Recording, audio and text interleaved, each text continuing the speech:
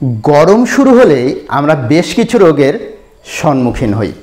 গরমকালে এমন কিছু কিছু রোগ আছে যা খুব সাধারণভাবে আমাদের সামনে এসে মারাত্মক আকার ধারণ করে। বন্ধুরা, গরমকালের এই সমস্ত রোগ ভোগের মধ্যে আজকে আমাদের আলোচনার বিষয় হলো ডিহাইড্রেশন।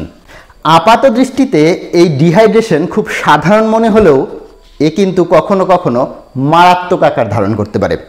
বিভিন্ন অঙ্গ প্রত্যঙ্গের ক্ষতি তো করতেই পারে, হাসপাতালে ভর্তি হতে পারে, এমনকি আপনার মৃত্যু পর্যন্ত হতে পারে। গরমকালে এমনিতেই শরীরে জলের অভাব দেখা দেয়। তাছাড়াও আরেকটি ব্যাপার হচ্ছে পেটের রোগ, একটা কমন অসুখ। এই পেটের রোগের থেকে ডায়রিয়া হয়েও কিন্তু ডিহাইড্রেশন হতে পারে। গরমকালে এমনিতেই বাইরের তাপমাত্রা বেড়ে যায়, শরীর থেকে প্রচণ্ড ঘাম হয়ে শরীর থেকে জল বেরিয়ে যায়, যার ফলে একটা ডিহাইড্রেশন তো এমনিতেই তৈরি হয়। এর পাশাপাশি এমন কিছু খাবার দাবারও আছে যা খেলে কিন্তু আপনি ডিহাইড্রেশনের শিকার হতে পারেন। বন্ধুরা, আজকে আমাদের আলোচনার বিষয় হলো কি সেই খাবার দাবার যা খেলে আপনার শরীরের মধ্যে ডিহাইড্রেশনের মতো মারাত্মক সমস্যা তৈরি হতে পারে। বন্ধুরা, ভিডিওর পরবর্তী অংশ তো যাবই, কিন্তু তার আগে আপনাদেরকে বলে রাখি, যারা এখনও আমাদের এই চ্যানেলটিকে সাবস্ক্রাইব করে উঠতে পারেননি বা এই চ্যানেলটি আজকে প্রথমবারের জন্য দেখছেন, তারা অনুগ্রহ করে চ্যানেলটিকে সাবস্ক্রাইব করে পাশে থাকা বেল আইকনটিকে ক্লিক করে রাখবেন। এই বেল আইকনটিকে ক্লিক করে রাখলে আমরা যখনই নতুন কোনো ভিডিও আপলোড দেব তার নোটিফিকেশান সঙ্গে সঙ্গে আপনাদের কাছে চলে যাবে। চলুন বন্ধুরা, শুরু করা যাক আজকের ভিডিও।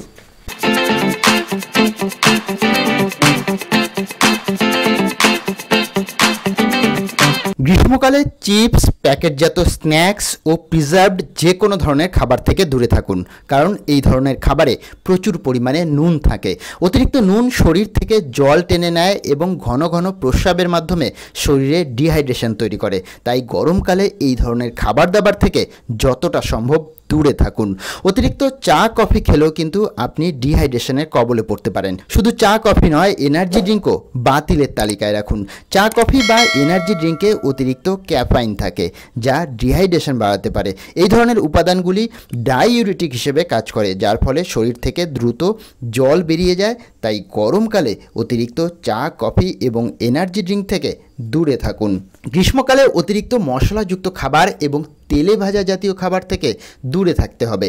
সিঙ্গারা, পুরি, ফাস্টফুড, বিরিয়ানি সহ বিভিন্ন মশলাদার খাবার ও তেলে ভাজা খাবার হজমে সমস্যা তৈরি করে এবং শরীরে তাপমাত্রা বাড়িয়ে দেয়, যার ফলে ঘাম বেশি হয় এবং শরীরে জল দ্রুত কমে যায়। কার্বোনেটেড সফট ড্রিঙ্কস গরমকালে অনেক মানুষের কাছেই ভীষণ প্রিয়।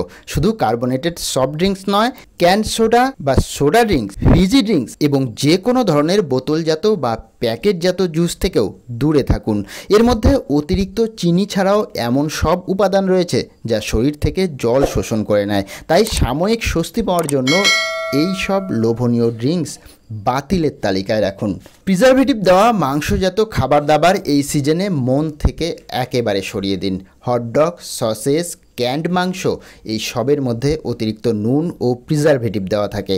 এই খাবারগুলো শরীরে জলের ঘাটতি তৈরি করে এবং হজমে সমস্যা তৈরি করে। গ্রীষ্মকালে শরীরকে হাইড্রেট রাখতে যেমন পর্যাপ্ত জল বা তরল খাবার গ্রহণ করা উচিত, তেমনি ওপরের খাবারগুলোকে বর্জন করা উচিত। শরীরকে ঠান্ডা রাখে এবং জল ধরে রাখে এই ধরনের খাবারের দিকে বেশি নজর দিন। তাই শসা, তরমুজ, ডাবের জল, পরিষ্কার আখের রস পান করতে পারেন। তো বন্ধুরা, আজকের ভিডিও এই পর্যন্তই। দেখা হবে পরের কোনো ভিডিওতে। ততক্ষণ অবশ্যই সাবধানে থাকবেন, সুস্থ থাকবেন। আর হ্যাঁ বন্ধুরা, গ্রীষ্মকালে এমনিতে রোগের প্রাদুর্ভাব বেশি থাকে, আর খাবার দাবারের বিষয়ে আপনাকে বিশেষভাবে এই সিজনটায় সচেতন থাকতে হবে। আর খাবার দাবারে সচেতন থাকতে হলে আমাদের ভিডিওগুলো যদি দেখেন, তাহলে আশা করা যায় যে সামান্য কিছু উপকার হলেও আপনারা নিশ্চয়ই লাভ করবেন। আর কি কি ভিডিও তৈরি করা যায় বা কি কি ভিডিও আপনাদের প্রয়োজন রয়েছে বা কি কি ভিডিও আপনারা দেখতে চান, কি ধরনের ভিডিও আপনারা দেখতে চান, সেগুলো আপনারা অবশ্যই কমেন্টস বক্সে উল্লেখ করুন।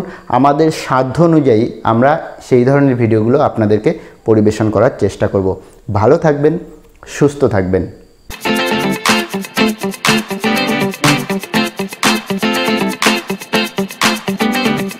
আমাদের এই ভিডিওটি শুধুমাত্র শিক্ষামূলক উদ্দেশ্যে নির্মিত। এটি কখনোই চিকিৎসার বিকল্প হতে পারে না। কোনো রোগের সম্মুখীন হলে চিকিৎসকের শরণাপন্ন হওয়াই ভালো।